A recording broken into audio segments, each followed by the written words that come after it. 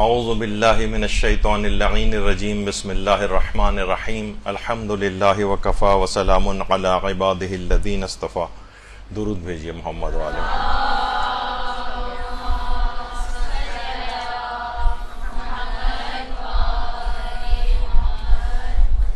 ذاکرات کے حوالے سے ایک موضوع ہمیشہ ہر سال ہم اس کے اوپر لیتے ہیں کہ مراسم عزاداری اور اس کے فقہی احکام کیا ہیں.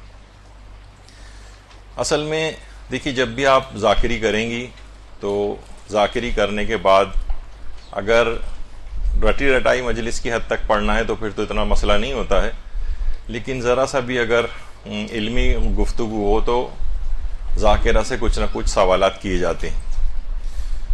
کچھ مراسم عزاداری سے متعلق فقہی احکام پہ سوالات ہوتے ہیں، کچھ تاریخی باتوں کے حوالوں سے سوالات ہوتے ہیں، تو ان کا آپ کو علم حاصل کرنا بہت ضروری ہے. اب اگر صرف یہی پڑھایا جائے، صرف ٹیکنیکل چیزیں ہم پڑھائیں صرف ذاکری میں کہ اس طرح سے بیٹھیں اور اس طرح سے یوں کریں اور تمہید ایسے باندھیں، وہ سب بھی بہت ضروری، لیکن یہ بھی ایک پہلو اس کے اندر ہے کہ ذاکرہ کو ان چیزوں کے اندر بھی کسی نہ کسی حد تک اپنے آپ کو ماہر بنانا ہوتا ہے. تو میں ابھی موضوع پہ اپنے آ رہا ہوں، لیکن آپ کو ایک اندازہ ہو جائے کہ پچھلے کئی سالوں سے یہ ذاکری ٹریننگ کلاسز چل رہی ہیں، اور اس میں ہم نے اس انداز سے کون کون سے موضوعات کو، ویسے تو 100 سے زیادہ موضوعات کے اوپر یہاں پر لیکچرز ہو چکے ہیں ذاکری کی ٹریننگ کلاسز سے متعلق. لیکن جو مراسم ہیں، مثلاً عام طور پر سوال کیا جاتا ہے، اگر کوئی بعد میں آپ سے پوچھ لے کہ مثلا یہ جو کلاوے لوگ پہنتے ہیں، زنجیر ہتھ کڑی پہنی جاتی ہے، بیڑی پہنتے ہیں بہت سے عزادار، کیا یہ جائز ہے یا جائز نہیں ہے؟ اب آپ کو اس کا صحیح علم ہونا چاہیے، اس پہ ایک لیکچر ہو چکا ہے. یا مثلا زیارات کے خلاف ایک پروپیگنڈا جو ہے ایک مہم چلتی ہے یہاں پر کہ یہ زیارات تو ان اوتھینٹک ہیں، زیارت عاشورہ جو ہے اس کی سند صحیح نہیں ہے، اس کے اندر جو لعن آئی ہے وہ صحیح نہیں ہے، وغیرہ وغیرہ. اکثر لوگ جب آپ آگے بڑھیں گی نا تو اس قسم کے سوالات آپ کے پاس آئیں گے. تو اس موضوع پر پورے لیکچر یہاں پر ہو چکے ہیں. اسی طرح سے بہت سی مراسم کے متعلق یہ ہوتا ہے کہ ان میں کہیں توہین مذہب تو نہیں ہے، تو رسومات عزاداری میں توہین مذہب کب ہوتی ہے کب نہیں ہوتی، اس پہ پورا ایک لیکچر یہاں پر ہو چکا ہے اور بہت تفصیلی اس موضوع پر ہوا ہے.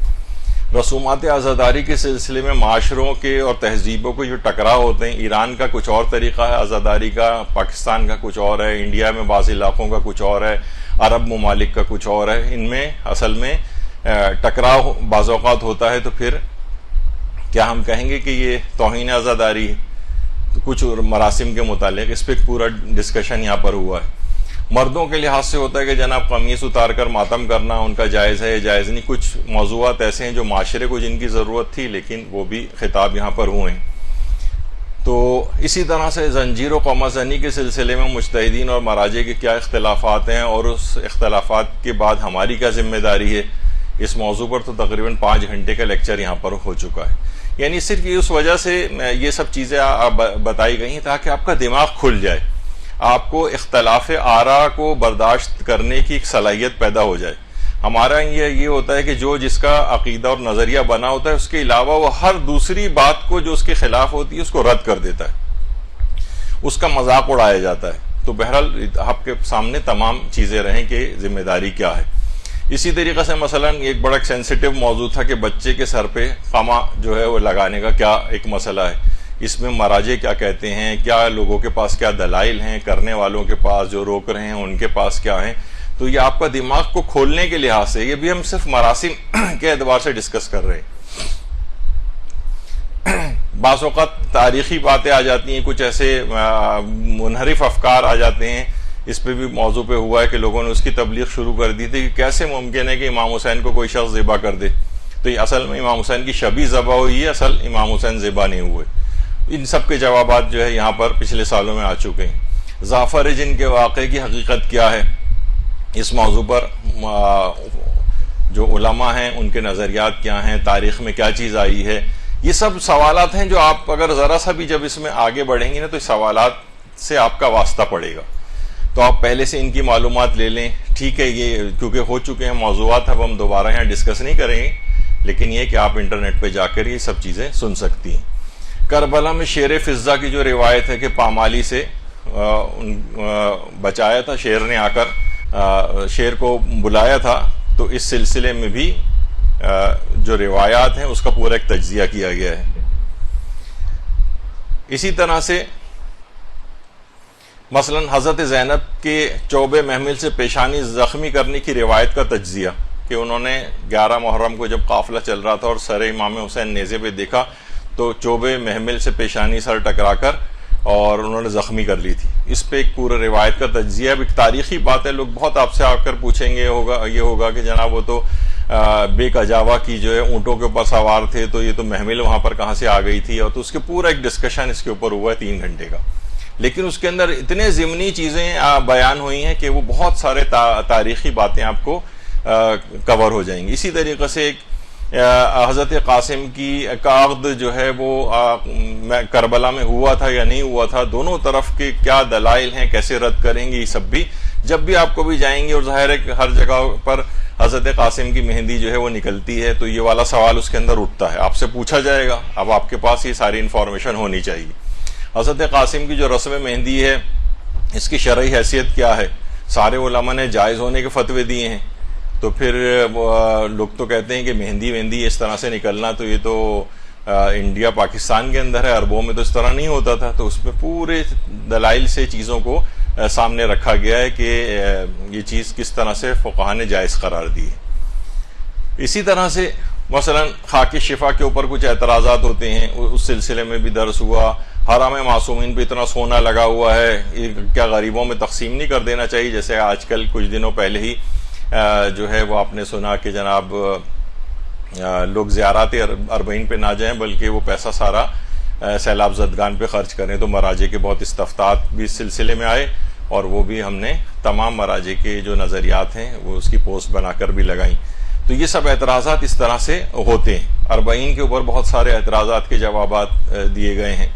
واقعہ کربلا سے متعلق بہت سے اعتراضات ہیں یہاں پہ، اور علماء نے بھی اس کے اوپر اس موضوعات کے اوپر جو لیے ہیں۔ عتبات عالیات کی زیارت پہ جو اعتراضات ہیں ان کے کیا کیا جوابات ہیں۔ اسی طریقے سے علم، تابوت، عماری، تعزیے، شبیہوں کے احترام سے متعلق لوگوں کے اعتراضات ہیں۔ یہ سارے دیکھیے یہ سب چیزیں آپ کو کرنی پڑیں گی۔ مراسم عزاداری میں موجود حکمتیں اور مصلحتیں کیا ہیں؟ کیوں زنجیریں پہنی جاتی ہیں؟ کیوں اس طرح کے اتنے بڑے بڑے علم بنائے جاتے ہیں؟ ایک تابوت سے بھی کام چل سکتا ہے، تو یہ 72 تابوت بنانے کی کیا ضرورت ہے؟ تو یہ سب حکمتیں ہیں، اس کے پیچھے یہاں درس ہوئے ہیں۔ ابھی کچھ ہی دن بعد 9 ربیع الاول آئے گی، تو عید زہرہ کے اوپر بہت اعتراضات جو ہیں وہ ہوتے ہیں، ان کے سب اعتراضات اور ان کے جوابات یہ سب پچھلے موضوعات رہے ہیں۔ ذاکر اور ذاکرہ بننے کے کامیاب اصول، اس پہ کئی لیکچرز ہو چکے ہیں، اور مجالس میں شرکت کے آداب کا پہ ہو چکا ہے، اور ظالم جو مقدس مقامات پر دفن ہوئے ہیں ان پہ کیا ان کا فائدہ ہے ان لوگوں کو۔ اسی طرح سے مثلا عزاداری کے لباس کے فقہی احکام اور ان کے اعتراضات کے جوابات، یہ سب یہاں پر موضوع۔ اسی طرح مجلس اعضاء کی تبرک کے جو فقہی احکام ہیں اور ان پہ جو اعتراضات کیے جاتے ہیں ان کے جوابات یہاں پر دیے گئے ہیں۔ کیا معصومین مجالس اعضاء میں حاضر ہوتے ہیں، شرکت کرتے ہیں، نہیں شرکت کرتے ہیں، اس کے پیچھے دلائل کیا ہیں، وہ اس موضوع پر یہاں پر ہو چکا ہے۔ امام حسین کے غم میں خاک آلود ہونا جائز ہے یا جائز نہیں، ان سب پہ 1.5 2 3 گھنٹے کے درس موجود ہیں۔ شبیہ ذوالجناح پہ اعتراضات کے جوابات کے حوالے سے ہے، اور اسی طریقے سے کیا آگ پہ ماتم کرنا جائز ہے یا جائز نہیں ہے۔ تو یہ سب چیزیں دیکھیے کیا ہیں، اور روز عاشورہ اور محرم سے متعلق فقہی احکامات، یہ سب آپ کے سامنے میں نے ایک نقشہ اس وجہ سے کھینچا کہ آپ یہ بس سوچ کے نہ رہ جائیں کہ بہت ساری چیزیں تو ہمیں پڑھائی نہیں گئی ہیں، یہ سب آلریڈی ان موضوعات کے اوپر، اور میں نے آپ کو بتایا کہ 100 سے زائد موضوعات پر یہاں پر لیکچرز اس دوران دیے گئے ہیں ذاکرات کی ٹریننگ کے حوالے سے۔ اچھا، اب آج کا جو ہمارا موضوع ہے یہ اکثر آپ دیکھیں گے کہ بہت ساری چیزیں اس میں ایسی آئیں گی کہ جو معاشرے کے اندر بہت زیادہ مسکنسیپشنز ہیں۔ ان میں ایک ہے روز عاشورہ سلام کرنا اور مصافحہ کرنا، یہ کیسا ہے؟ اچھا، اب روز عاشورہ سلام کرنا اور مصافحہ کرنا،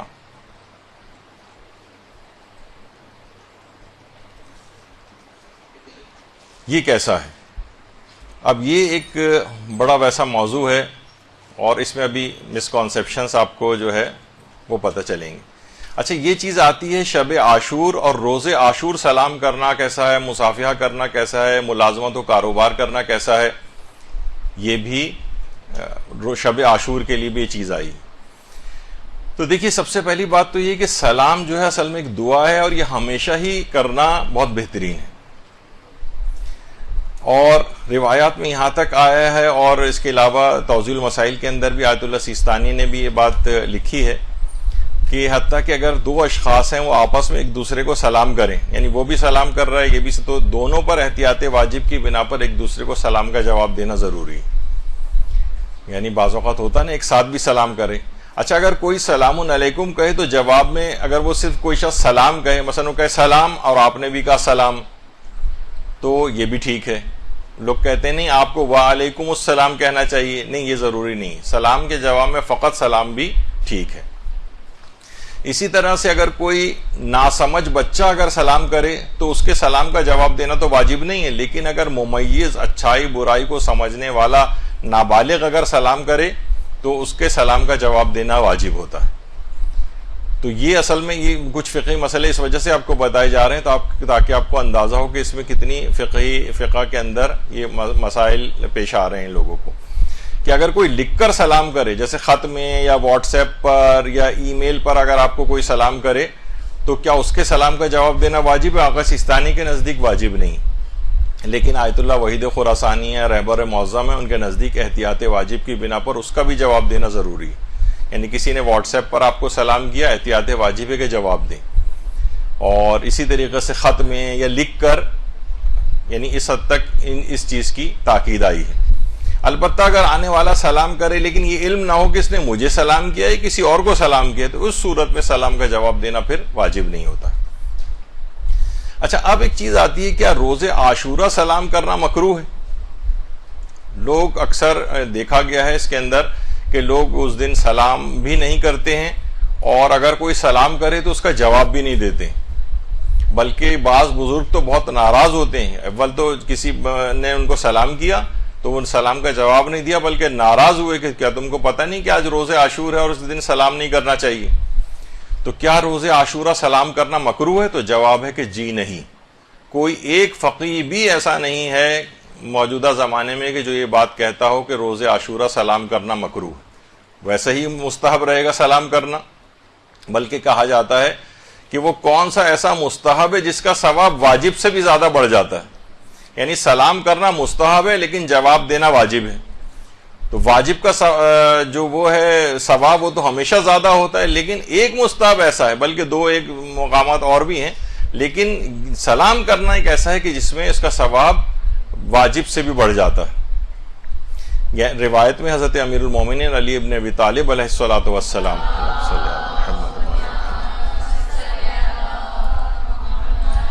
کہ سلام میں 70 نیکیاں ہیں, سلام میں پہل کرنے والے کو 69 نیکیاں ملتی ہیں, جواب دینے والے کو 1 نیکی ملتی ہے, جبکہ جواب دینا واجب ہے.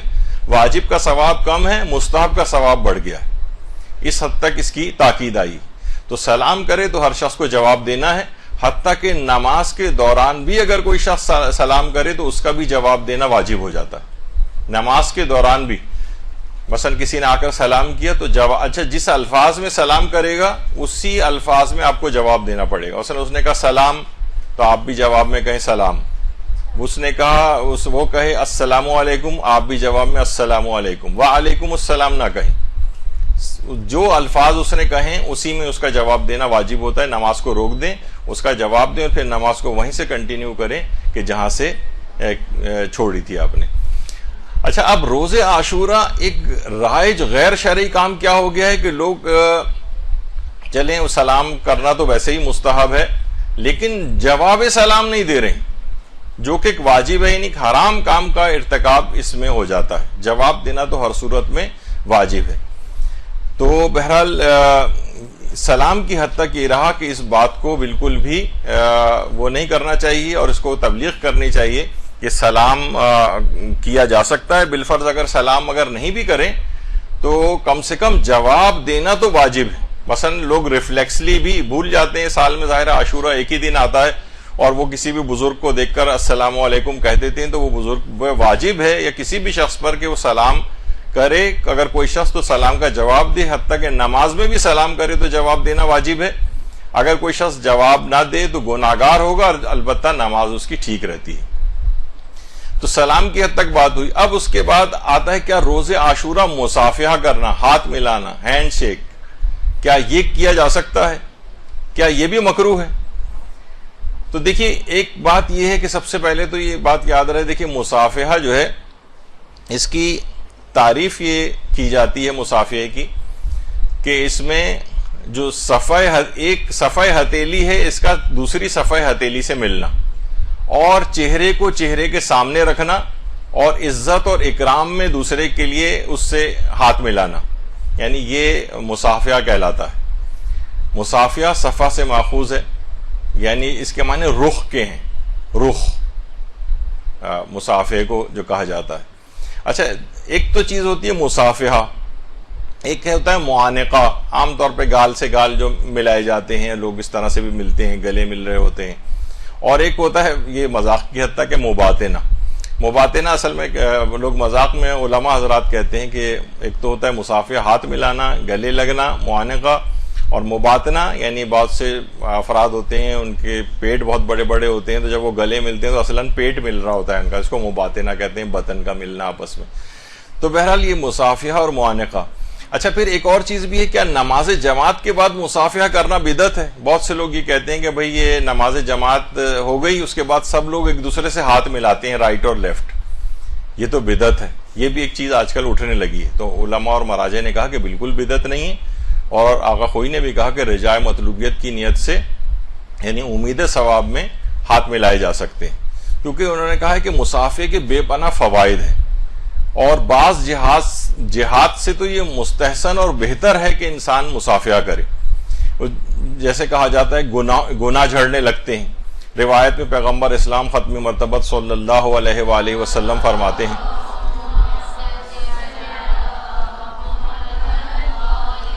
کہ جس کسی نے بھی علی کے محبین میں سے کسی کے ساتھ مصافحہ کیا ہوگا، خدا اس کے تمام گناہ کو معاف کر دے گا اور اسے بغیر حساب کے جنت میں داخل فرمائے گا. اور اسی طرح سے ہے کہ پانچویں امام یہ فرماتے ہیں جب ایک مسلمان دوسرے مسلمان سے مصافحہ کرتا ہے اور اسی انگلیوں میں اپنی انگلیاں داخل کرتا ہے تو اس کے گناہ اس طرح سے گرتے ہیں جس طرح خزاں کے موسم میں درخت کے پتے جھڑتے ہیں. مصافحہ کرنے کا اس قدر ثواب ہے. سخت ترین حالات کے اندر بھی مصافحہ ترک نہیں ہوتا تھا. چھٹے امام فرماتے ہیں کہ جب مسلمان رضیت رسول خدا کے ہمراہ کسی جنگ میں جاتے ہوئے گھنے درختوں والی جگہ سے گزرتے تھے اور پھر جدا ہونے لگتے تھے تو ایک دوسرے کو دیکھ کر آپس میں مصافحہ کرتے تھے. جنگ کے سخت ترین دور میں بھی مصافحے کو ترک نہیں کیا جاتا تھا، اور مصافحے سے کینے اور دشمنی ختم ہوتی ہے. پیغمبر نے یہ بات بھی جملے ارشاد فرمائے کہ آپس میں مصافحہ کیا کرو کیونکہ مصافحہ کینہ اور غصے کو دور کرتا ہے. اتنے فائدے ہیں. اس سے تکبر ٹوٹتا ہے. مصافحے سے امیر و غریب کا فرق ختم ہوتا ہے. آپ نے کبھی نہیں دیکھا ہوگا عام طور پر مثلا اگر نماز جماعت میں اگر آ جائیں اور کسی شخص کا ملازم بھی اس کے ساتھ صف کے اندر بیٹھا ہے اور اس کے بعد مصافحہ کریں تو عام حالات میں لوگ اپنے ملازمین کے ساتھ مصافحہ نہیں کرتے. مثلا گھر میں کبھی ماسی آتی ہے، آپ کہاں اس سے ہاتھ بڑھ کر ہاتھ ملاتی ہیں مثلا، تو ایک فرق آتا ہے یعنی ملازمین میں اور اس میں. لیکن جب وہ نماز جماعت میں آتی ہیں اور اس طرح سے مصافحہ یعنی اگر عام طور پہ لوگ ایک دوسرے سے اس طرح سے مصافحہ کریں تو امیر و غریب کا فرق اس سے مٹتا ہے. اچھا یہ بات بھی کہی جاتی، کچھ باتیں ضمنی آ جاتی ہیں بیچ میں، تو میں وہ بھی بیان کر دیتا ہوں. دیکھیں مصافحے کا جو انداز ہے نا یہ آپ کی شخصیت کا بھی ایک غماز ہوتا ہے. مثلا ایک ڈومیننٹ ہینڈ شیک کہا جاتا ہے، یعنی بہت سختی، اور اس کے ساتھ جو شخص ہاتھ ملاتا ہے تو جنہوں نے اس پہ موضوع پہ کام کیا وہ کہتے ہیں کہ اس کا مطلب ہے کہ وہ تحکمانہ شخصیت رکھتا ہے، یعنی دوسرے کے اوپر اپنا پورا وہ زور ڈال کر اس کو دبانا والی پرسنالٹی ہوتی ہے اس کی، جو اس کو ڈومیننٹ ہینڈ شیک کہتے ہیں. تو اکثر آپ نے دیکھا ہوگا بہت سختی کے ساتھ لوگ ہاتھ ملاتے ہیں، یعنی شخصیت کا غماز ہے، آپ کی پرسنالٹی کا اس سے پتہ چلتا ہے. ایک لمپ ہینڈ شیک ہوتا ہے، یعنی بالکل ہی مریل سا ایک ہاتھ پکڑا دیتے ہیں لوگ، اس میں کوئی گرم جوشی نہیں ہوتی، ایسا لگتا ہے جیسے کوئی مری ہوئی چھپکلی مثلا ہاتھ میں آ گئی ہے ان کے، یعنی بالکل کوئی اس میں رغبت نہیں ہوتی. بہت سے یہ بھی کہتے ہیں اس موضوع پہ کام کرنے والے کہ اس قسم کے جو افراد ہوتے ہیں ان کو کوئی خاص ذمہ داری، یہ اتنی دلچسپی نہیں رکھتے معاملات کے اندر، یعنی ان کو کوئی بڑی ذمہ داری دینے سے اجتناب کرنا چاہیے، یعنی لوگوں کی میں بتا رہا ہوں تحقیق۔ اسی طرح پولیٹیشین ہینڈ شیک ہوتا ہے ایک مصافحہ کرنے میں، کہ دونوں ہاتھوں سے ملاتے ہیں، بہت توجہ سے آپ کی بات کو سنتے ہیں، سیاستدان جس طریقے سے ایک طریقہ کار ہوتا ہے۔ کہ رشڈ ہینڈ شیک ہوتا ہے، یعنی وہ شخص اول تو یا تو مصافحہ کرنا ہی نہیں چاہتا یا فوراً ہی اپنے ہاتھ کو چھڑا لیتا ہے۔ حالانکہ پیغمبر اسلام کی سیرت یہ تھی مصافحے کے اندر کہ اس وقت تک اپنے ہاتھ کو نہیں ہٹاتے تھے جب تک کہ دوسرا اپنے ہاتھ کو نہ کھینچ لیتا تھا۔ تو پیغمبر کی باقاعدہ ایک سیرت ہوتی تھی۔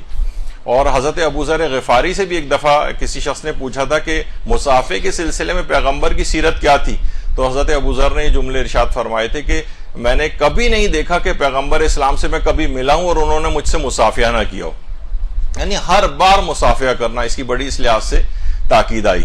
اور ایک لک اوے ہینڈ شیک بھی ہوتا ہے، یعنی آدمی کہیں اور دیکھ رہا ہوتا ہے، آپ سے نہ آئی کانٹیکٹ کرتا ہے، نہ آپ کے سامنے آپ کو دیکھ رہا ہوتا ہے، بلکہ ادھر ادھر کہیں دیکھتے ہوئے آپ سے ہاتھ ملاتا ہے۔ اس کا مطلب ہے وہ آپ کو اگنور کرنا چاہتا ہے، آپ کو اہمیت نہیں دینا چاہتا ہے، اس طرح کی بھی چیز ہوتی ہے۔ اور سب سے ہوتا ہے پرفیکٹ ہینڈ شیک، یعنی مستحکم اچھے طریقے سے ہاتھ ملانا، اور کم سے کم 2 سیکنڈ تک تو اس کا ہاتھ اپنے ہاتھ میں رکھنا۔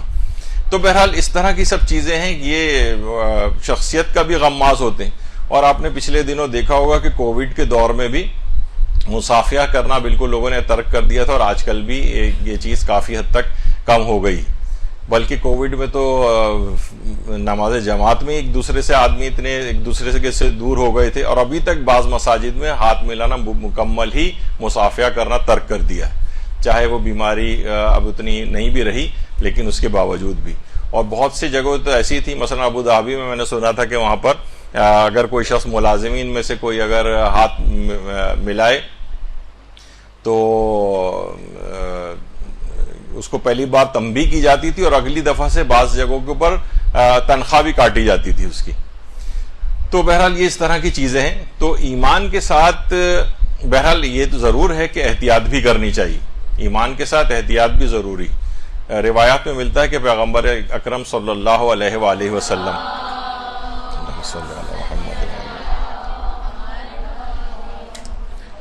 ان کے پاس بھی ایک شخص آیا تھا کوڑی، یعنی جو لیپروسی، یعنی جو کوئی اس طرح کے لگنے والی بعض بیماریوں کو کے لحاظ سے بھی یہ بات کہی جاتی ہے۔ تو پیغمبر اکرم نے اس کو قریب بھی آنے نہیں دیا تھا، وہ اس سے نہ مصافحہ کیا تھا اور نہ اس سے بیعت لی تھی، ہاتھ پہ ہاتھ مار کے بیعت لی جاتی تھی، وہ بھی پیغمبر نے نہیں لی۔ یعنی ایمان کے ساتھ ساتھ بہرحال جب اس کی ضرورت ہو تو احتیاط بھی کرنی چاہیے، اور لیکن جب وہ احتیاط کی ضرورت نہ ہو اس کے بعد پھر مصافحہ کو کرنا بھی چاہیے۔ اسی طریقے سے نماز جماعت میں اختتام نماز پر مصافحہ کرنا، یہ بھی آج کل رائج ہے۔ کیا تعقیبات نماز میں مصافحہ شامل ہے؟ جماعت ختم ہو گئی اس کے بعد مصافحہ کریں؟ تو دیکھیے یعنی تعقیبات نماز میں، یعنی ادھر نماز ختم ہوئی، لوگ حتیٰ کہ پچھلے والی صف والوں سے بھی ہاتھ ملاتے ہیں، تو تعقیبات نماز میں تو چیز شامل نہیں ہے، اور نہ کسی الگ سے کسی روایت کے اندر یہ چیز آئی ہے۔ لیکن یہ بہت ساری چیزیں ایسی ہیں کہ آغا سستانی بھی فرماتے ہیں ایسی کوئی دلیل موجود نہیں ہے کہ روز عاشورہ مصافحہ نہ کیا جائے۔ مصافحہ کرنے کے کتنے فوائد آپ نے ابھی سنے، تکبر دور ہوتا ہے، اور انسان کے گناہ جھڑتے ہیں، اور کتنی اس میں اہم باتیں۔ تو آیت اللہ سستانی فرماتے ہیں ایسی کوئی دلیل ہمارے پاس نہیں ہے کہ روز عاشورہ مصافحہ نہ کیا جائے، یعنی روز عاشورہ بھی انسان مصافحہ کر سکتا ہے، اس میں کوئی ممانعت والی بات نہیں ہے۔ سلام کا تو آپ نے سنا کہ سلام بھی کرنا مستحب رہے گا روز عاشور، اور جواب دینا تو واجب ہے۔ اور مصافحہ کرنے کے متعلق بھی آقا سستانی فرماتے ہیں ہمارے پاس کوئی ایسی دلیل نہیں کہ روز عاشورہ مصافحہ نہیں کیا جائے یا روز عاشورہ مصافحہ کرنا مکروہ، ایسا نہیں۔ آیت اللہ تقی مدرسی فرماتے ہیں کہ مصافحہ اصل میں مظاہر فرح و سرور و خوشی میں داخل نہیں، یعنی جو آپ ایک دوسرے سے ہاتھ وغیرہ ملاتے ہیں تو یہ کوئی خوشی کی علامت نہیں ہے کہ کوئی بہت شخص، حتیٰ کہ گلے لگنا بھی خوشی کی علامت نہیں۔ آپ نے دیکھا نہیں موت ہوتی ہے تو لوگ جا کے اس سے گلے ملتے ہیں، یہ کوئی خوشی کے اندر تو گلے نہیں ملتا ہے، تو گلے لگنا بھی خوشی کی علامت نہیں ہے، اور ہاتھ ملانا مصافحہ کرنا یہ بھی خوشی کی علامت نہیں ہے۔ ہاں اگر یہ خوشی کی علامت ہوتی کہ بہت فرحت اور خوشی کی علامت کے طور پر انسان ہاتھ ملا رہا ہے اگر، تو پھر شاید یہ والا مسئلہ اس کے اندر آتا کہ کراہیت اس میں ہوتی۔ اور آیت اللہ وحید خراسانی بھی اس سلسلے میں یہی فرماتے ہیں کہ مصافحہ کرنا یہ اگر فرحت و خوشی کی علامت نہ ہو تو روز عاشورہ اس میں بھی کرنے میں کوئی حرج نہیں ہے، مصافحہ کرنے میں بھی۔ اچھا، بعض غیر شیعہ متعصب افراد کا طریقہ یہ ہے کہ خوشی سے مل رہے ہوتے ہیں، اس دن خاص بنو امیہ نے خوشی کا دن قرار دیا تھا اور اس میں ایک دوسرے سے اس انداز سے مصافحہ کرتے تھے خوشی میں۔ یہاں پہ بھی آپ نے دیکھا ہوگا کہ بہت سے علاقوں کے اندر اب تو اتنا نہیں رہا کہ وہ رنگ برنگی تلواریں لے کے اور وہ روڈوں کے اوپر بعض اوقات نکل رہے ہوتے ہیں اور ناچ رہے ہوتے ہیں، ڈانس کر رہے ہوتے ہیں، اس طرح کی چیزیں پتہ نہیں کہاں سے وہ چیزیں آئی تھیں، بہرحال اب اتنی زیادہ معاشرے میں شاید نظر نہیں آتی۔ تو غیر شیعہ جو متعصب افراد ہیں وہ اگر فرحت و خوشی کے طور پر اس دن مصافحہ کر رہے ہیں تو ان سے تو آپ ترک کریں، اور ایسے افراد عام طور پر عاشوروں میں ایسے نظر بھی نہیں آتے ہیں۔ اچھا، البتہ کچھ علماء نے یہ بات کہی کہ اگر ترک مصافحہ علامت حزن و غم شمار ہو، یعنی ہم جو ہاتھ نہیں ملا رہے ہیں کسی سے، تو کسی علاقے کے اندر اگر یہ عزاداری کی علامت کے طور پر ہو، بھئی ہم اس وجہ سے ہاتھ نہیں ملا رہے ہیں آج کہ آج غم امام حسین میں ہے، عاشور کا روز ہے اور آج امام حسین شہید ہوئے، اس وجہ سے ہم ہاتھ نہیں ملا رہے، تو اس سلسلے میں پھر آیت اللہ شیخ جواد تبریزی یہ فرماتے تھے اگر کسی علاقے میں یہ علامت رنج و غم و حزن شمار ہو اور یہ عزاداری کے میں شمار کی جاتی ہو یہ چیز کہ ہم غم عزائے امام مظلوم میں مصافحہ نہیں کر رہے ہیں، تو بہتر ہے کہ پھر نہ کریں۔ لیکن یہ کہ آقا سیستانی جو ہیں وہ فرماتے ہیں کہ نہیں، یہ بہرحال اس کی کوئی دلیل نہیں ہمارے پاس کہ مصافحے کو ترک کریں۔ سلف صالحین سے جو اگر چیز کسی علاقے میں اگر چلی آ رہی ہے تو بعض علماء نے یہ بھی اپنے فتوے میں یہ چیز لکھی ہے کہ اس دن مصافحہ کریں، لیکن مصافحے کے ساتھ اعظم اللہ اجورنا و اجورکم بمثابنا بالحسین، یہ والی جو اس دن جو ذکر ایک پڑھا جاتا ہے وہ ایک دوسرے سے تعزیت کی جاتی ہے، مصافحے کے ساتھ اس جملے کو بھی کر لیا جائے، پڑھ لیا جائے۔ اچھا، اب اگر کوئی مومن جان بوجھ کر یا غلطی سے مصافحے کے لیے ہاتھ بڑھا دے، جان بوجھ کر یا غلطی سے بھی، غلطی تو نہیں کہیں گے، بھولے سے، یعنی اس کو وہ بھول گیا، کہہ رہے آج عاشورہ ہے، لوگ معیوب سمجھ رہے ہیں مثلا ہاتھ ملانے کو، تو مصافحے کے لیے اگر اس نے ہاتھ بڑھا دیا تو اس سے تو پھر ملا لیں، ورنہ یہ کسی بھی شخص کی یعنی جو جس کا بڑھا ہوا ہاتھ ہوتا ہے یہ توہین سے شمار ہوگی کہ وہ آپ خود دیکھیں، کوئی آپ کسی سے ہاتھ بڑھائیں اور وہ ہاتھ نہ ملائے تو پھر آپ ہاتھ نیچے کر لیتے ہیں بڑی خفت میں آ کر، تو بہرحال یہ اس صورت میں تو بڑھا ہوا ہاتھ ملا لینا چاہیے۔ بہت ہوتا ہے مثلا آپ شام غریبہ کی مجلس میں ظاہر جاتے ہیں، وہاں پہ پہلے نماز مغربین ہوتی ہے، تو بعض اوقات پورے سال کا کیونکہ ایک طریقہ کار ہوتا ہے فوراً یعنی لوگوں کے دماغ سے نکل جاتا ہے، بعض اوقات میرے بھی دماغ سے نکلا اور میں نے برابر والے کی طرح مصافحے کے لیے ہاتھ بڑھایا تو انہوں نے بڑے غصے سے مجھے یعنی ایک لحاظ سے دیکھا، پھر میں نے ہاتھ نیچے کر لیا، بہرحال ایک خفت سی مجھے محسوس ہوئی، شاید اور لوگوں کو بھی اس طرح سے ہوتی ہو، تو بڑے ہوئے ہاتھ کو مومن کے نظر انداز نہیں کرنا چاہیے۔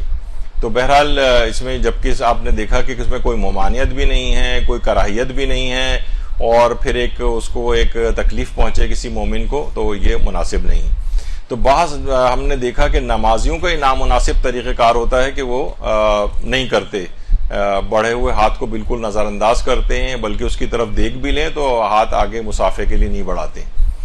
بہت سے لوگ اعتراض یہ کرتے ہیں کہ مصافحہ کرنے سے تعقیبات نماز میں فاصلہ پڑ جاتا ہے، فاصلہ یعنی یہ ہے نا کہ نماز کے فوراً بعد جو ہے تسبیح حضرت زہرا سلام اللہ علیہا پڑھی جائے، اللہم صلی علی محمد و علی محمد۔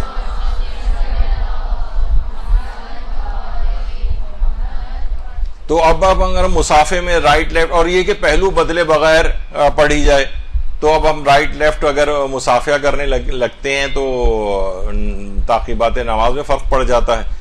تو اس پہ بھی علماء نے اس کا جواب دیا ہے مراجع نے کہ اتنا کم فاصلہ یہ معنی نہیں ہے، یعنی اتنا کم فاصلہ کہ صرف چند سیکنڈ ہی صرف مصافحے میں لگ رہے ہیں تو یہ تعقیبات نماز میں کوئی رکاوٹ نہیں سمجھی جائے گی اور کوئی حرج اس میں نہیں ہے۔ اور امام خمینی نے تو اپنے فتوے میں ذکر کیا آپ دونوں کام جمع کر لیں، یعنی آپ تسبیحات سے زہرا بھی پڑھتے جائیں اور رائٹ اور لیفٹ جو ہے وہ مصافحہ بھی کر لیں، اس میں کیا فرق پڑتا ہے؟ یعنی اگر آپ اتنا بھی وقت چند سیکنڈ کا بھی سوچتے ہیں کہ میرا اس میں وقت جا رہا ہے تو آپ سیدھے اور الٹے ہاتھ پہ لوگوں سے مصافحہ کرتے وقت بھی اس کو تسبیح کو یا جو بھی آپ تعقیبات پڑھ رہے ہیں اس کے ساتھ بھی انجام دی جا سکتی ہیں۔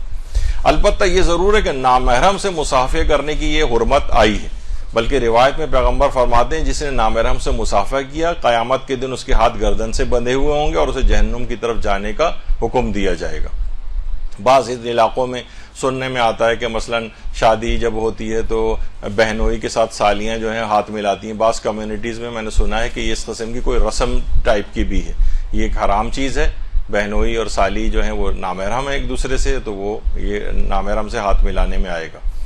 ہاں البتہ نامحرم سے مصافحہ میں اگر درمیان میں حائل یا کوئی رکاوٹ ہو، بعض اوقات پہلے ہوتا تھا کووڈ سے پہلے کہ حتیٰ کہ زیارات پہ جب خواتین بھی وہاں جاتی تھیں، آغا سیستانی سے ملاقات کا بھی سلسلہ ہوتا تھا، تو آغا سیستانی اپنی ابا کے نیچے اپنے ہاتھ کو رکھ لیتے تھے، تو ہلکے سے بس صرف جا کے ٹچ کرتی تھیں خواتین ابا کے اوپر، یعنی درمیان میں حائل اور رکاوٹ ہے۔ اس پہ احادیث آئی ہیں، معصومین کی احادیث آئی ہیں، اگر درمیان میں کوئی حائل یا رکاوٹ موجود ہے تو پھر اس میں کرنے میں کوئی حرج نہیں۔ اور اس میں کی احتیاط یہ بھی ہے کہ کوئی زیادہ ہاتھ کو دبایا نہ جائے یا کچھ، تاکہ کوئی منفی کوئی چیز نہ آنے پائے۔ تو یہ ہے کہ یہ ہاتھ میں گلوز وغیرہ پہنے ہوئے ہوں۔ ابھی ملکہ برطانیہ کا کچھ ہی دن پہلے جو ہے موت ہوئی ہے ان کی، تو وہ بھی جب یہاں پاکستان آئی تھیں تو بہرحال ان سے لوگوں نے اس طرح سے ہاتھ، کیونکہ درمیان میں ظاہر ہے کہ اگر دستانے موجود ہیں تو پھر ہاتھ ملانے میں حرج نہیں۔ اسی طریقے سے مثلا ایران میں ایک کچھ ہی عرصے پہلے برطانیہ کی شہزادی نے کسی ایتھلیٹ کو جو دیا تھا اور اس نے دونوں ہاتھ پیچھے کر لیے اپنے، لیکن ہاتھ نہیں ملایا اور بتا دیا کہ حکم اسلامی ہے کہ نامحرم سے ہاتھ ملانے کی ہمارے ہاں اجازت نہیں۔ اسی طریقے سے مثلا ایران کے صدر احمدی نژاد وہ خواتین سے ہاتھ نہیں ملاتے تھے، بس دور سے سلام کر لیتے تھے۔ ایک تصویر کو لے کے بہت پروپیگنڈا کیا گیا کہ دیکھیے خاتون سے ہاتھ ملا رہے ہیں، حالانکہ یہ ان کے بچپن کی ٹیچر تھیں ایرانی صدر کی، اور ان کو پہلے سے یہ بات ہو گئی کہ کوئی تقریب منعقد ہوئی تھی استادوں کا جو دن ہوتا ہے اس دن، تو انہوں نے اپنی اس ٹیچر کو جو ہے وہاں پہ بلایا تھا، اور پہلے سے یہ بات طے کر لی گئی تھی کہ ہاتھ میں گلوز پہن کے وہ آئیں گی، تاکہ وہ ایک ان کے دست بوسی کرنا جو ہوتا ہے تو ہاتھوں میں ان کے گلوز تھے۔ تو لوگوں نے بہت اس پہ شور مچایا تھا اس بات کی تحقیق کیے بغیر کہ اس کے پیچھے کہ بیچ میں اگر گلوز ہوں تو اس میں کوئی حرج نہیں ہوتا ہے۔ اسی طریقے سے مثلا ڈاکٹر حضرات بھی اپنے پیشنٹ کے ساتھ ہاتھ ملانے کا ان کو ایک ایتھکس کے اندر شمار کیا جاتا ہے، تو اس سے پہلے البتہ سردیاں وغیرہ ہوں تو ہاتھوں کو اپنے وہ رب کر لیں تاکہ وہ گرم، ایسا نہ ہو کہ مثلا ایگزامینیشن بھی پیشنٹ کے اگر کرنا ہوتا ہے اور مثلا پیٹ پہ ہاتھ لگانا ہے، اب نامحرم کے حوالے سے تو نہیں، مگر مرد کا بھی علاج کر رہا ہے تب بھی پتہ لگا ٹھنڈے ٹھنڈے ہاتھ اس کے پیٹ پہ لگا رہا تھا تو ویسے ہی مریض اچھل جائے گا، تو اچھا ظاہر ہے کہ اس میں دیکھنا ہے کہ کہیں اس کو ٹینڈرنیس وغیرہ تو نہیں ہو رہی ہے، تو اگر ہم نے ہاتھ لگائے تو ویسے ہی اچھل گیا مریض ٹھنڈک کی وجہ سے۔ جب بھی بہت سارے آفیسز کے اندر جب سردیاں آتی ہیں تو ایک لکھ کے لگا دیا جاتا ہے وہاں پر ایک نوٹس بورڈ پہ کہ ٹھنڈے ہاتھ والے منہ سے سلام کریں، تو بہرحال آگے ہاتھ نہ ملائیں، تو باقاعدہ رب بھی کیا جاتا ہے اس طرح سے۔ تو بہرحال آیت اللہ سیستانی کے سلسلے میں یہ علماء کا ایک وفد جا کر ملا بھی تھا ان سے، انہوں نے بتایا کہ پاکستان میں اس طرح سے ہوتا ہے کہ سلام بھی نہیں کرتے ہیں، نہ جواب دیتے ہیں، اور مصافحہ بھی آپس میں نہیں کرتے ہیں۔ تو آیت اللہ سیستانی نے بہرحال اس کے اوپر وہی کہا کہ اس کی کوئی ضرورت نہیں ہے، اور تاکید یہ کی کہ جو چیزیں اسلام کے اندر بطور حکم اس طرح سے رائج ہیں ان کا کوئی استثناء بھی نہیں آیا ہے، تو اس کو ترک کرنے کی کوئی ضرورت نہیں ہے۔ البتہ وہی جو آغا شیخ جواد تبریزی کے کسی علاقے میں اگر یہ معیوب سمجھا جا رہا ہے اور ایک غم و حزن کی علامت کے طور پر مصافحے کو ترک کر رہے ہیں تو پھر اس میں کوئی حرج نہیں ہے اور مصافحے کو ترک کیا جا سکتا ہے۔ دو البتہ حدیثیں اس موضوع کے اختتام پر یہ بیان کر دی جائیں جو پیغمبر اکرم صلی اللہ علیہ وآلہ وسلم نے ارشاد فرمائی کہ جو شخص بھی سورہ سبا کی تلاوت کرے گا قیامت کے دن تمام انبیاء اس کے دوست ہوں گے اور اس سے مصافحہ کریں گے، تمام انبیاء۔ اور اسی طریقے سے 15 شعبان کا بہترین عمل زیارت امام حسین ہے جس سے گناہ معاف ہوتے ہیں، اور جو شخص یہ چاہتا ہے کہ 1,24,000 پیغمبر اس سے مصافحہ کریں تو وہ کبھی اس رات 15 شعبان کو یہ زیارت امام حسین کو ترک نہ کرے۔ جو نہیں جا سکتا کربلا قبر امام مظلوم میں تو اپنے گھر کی چھت پر جا کر بھی یہ مختصر ترین السلام علیکہ یا ابا عبداللہ، السلام علیکہ ورحمۃ اللہ وبرکاتہ، بس اتنا بھی کہہ دے تو انشاءاللہ اس کا لازمہ بنے گا کہ اسے خدا کے فضل سے 1,24,000 انبیاء سے مصافحہ کرنا نصیب ہوگا۔ تو روز عاشورہ سلام کرنا اور مصافحہ کرنا بعض اوقات یہ بھی آپ کو اس سلسلے میں فقہی احکام کا پتہ ہونا ہی ضروری تھا، تو وہ آپ کی خدمت میں یہ عرض ہوا۔